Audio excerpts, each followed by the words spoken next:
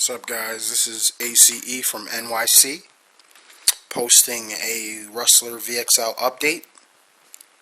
And you see I got both cars sitting here. You know what that is. That's the eRevo brushless. Missing a wing, I crashed it. You see I do custom bodies, carbon fiber sides. Look at those rims. And this is my new Rustler body. It is the Ninja Turtle, and it's just simple, plain. Usually I go, all the way with my bodies with the carbon fiber and stuff like that, but today I just felt like keeping it simple. First off, if any of you like the bodies, you see the reflectors on the side, brushless on there. I know you see all that weight. I have the vents back here and here.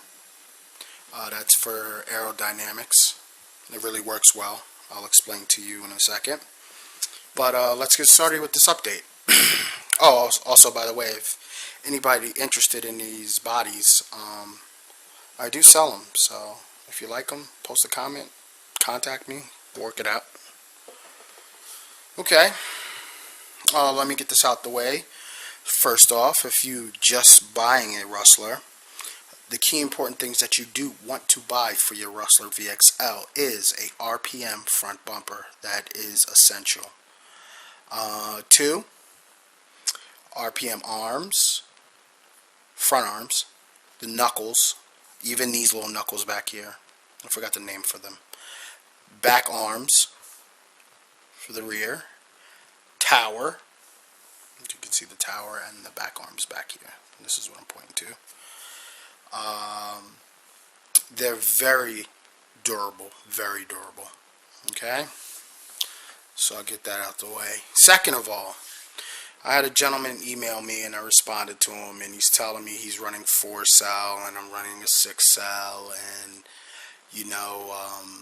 I'm using more power than he is, but he's still running faster than me. Well, the reason why you're running faster than me and the reason why I am using a 6-cell setup is you already have the advantage. You have a street-built car. This is a stadium truck with a street application. Now, not only that, power to weight ratio. Do you see all this weight in this car? And that's not even all of it. If you see this blue stuff, I put putty here with fish weights in it to keep it down. The fish, you see all the putty residue up here. I put more weight on top of the weight that's in the car already, and it still does 106, and it does 100 on average, and that's on norm. I haven't even changed the settings and timing on the motor, and it's still stock settings, and it's that fast. And on top of that, I was only half throttle. So, it's kind of tough, you got a fast car. I have a fast car. I haven't used the car to its fullest potential. It gains ground incredibly fast, so I have to slow down. And, it is what it is. When I get a high, good run, I think this car could do 120. 125 easy, without a problem. And on top of that, I'm using Venom batteries. If you see that, I'm not even using these big boys, okay? Not even using them. These go to that monster right there, okay? I'm using these, alright? And that's for everybody that wanted to know the battery. It's 5,000 mAh, and the burst is 60C burst rate, and I think it's continuous 35. Yes, continuous discharge 35. Okay, where my max amps is 60C. It's ridiculous. A lot of people, if you didn't see my first video, I explained certain things in that video, especially about that fucking dude in Jacksonville, Florida, which now I'm spanking him. I know I'm spanking him. But a lot of people didn't really get to see the setup like I was supposed to do it. So I'm going to give you a brief view of this. Okay, that's where I have my ECU. Now it's a preference. Not everybody have to do this. You can put it here in the center, but I chose to put it on the side. It just balances out with that, you know, just me bugging. And back here, you see that bad boy. Okay, like I said before, it wouldn't have been possible without this Entergy gearbox. Go to your local hobby store or online to order this Entergy gearbox, aluminum.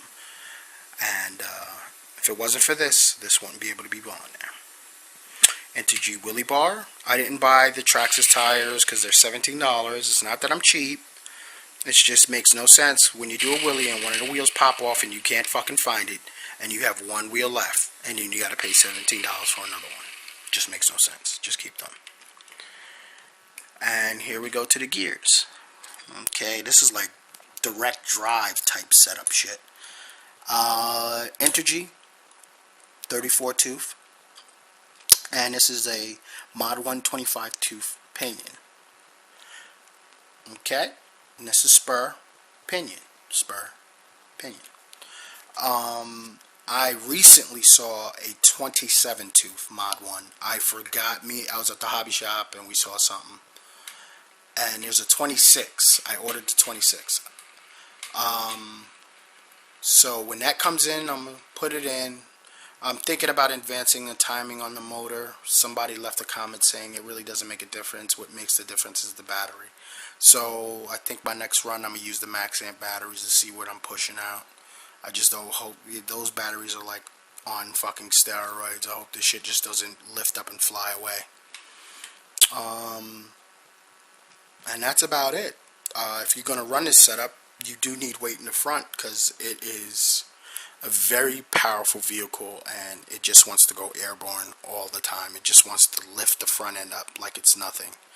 And I had to put a lot of weight in it because even when I had that weight, just this, I would be doing like 75 and I would try to fucking go half throttle and this shit just picks up and keeps going at 75 miles an hour. That's ridiculous.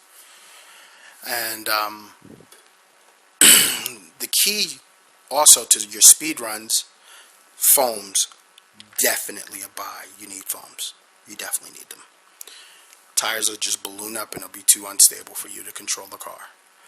You see these vents, they look for show, but they do serve an aerodynamic purpose. As you're driving at a high speed, wind starts to carry and gets under here or whatever, and it wants to lift the body up. With these vents in the back, it lets the air out. Not only that, it serves two purposes, because if your ECU is here or here, it ventilates it. And these vents back here also ventilate the motor and also lets air out at the same time.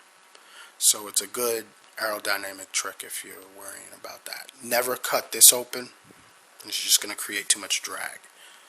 If you're doing night runs or any type of runs and you want a real accurate reading with the radar gun, because sometimes you'll whiz past their radar and it won't pick it up, put a piece of aluminum foil here. The shiny side, just put it on the window, and you should get a real good accurate reading with that because it's reflecting off the radar.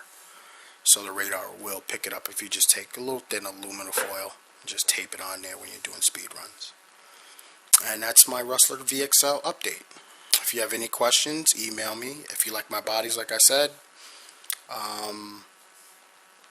text me or shoot me an email. And next time I'll have some footage on this big boy. I got something planned for this big boy, so you better watch out. It's gonna hit the streets. Later, dudes.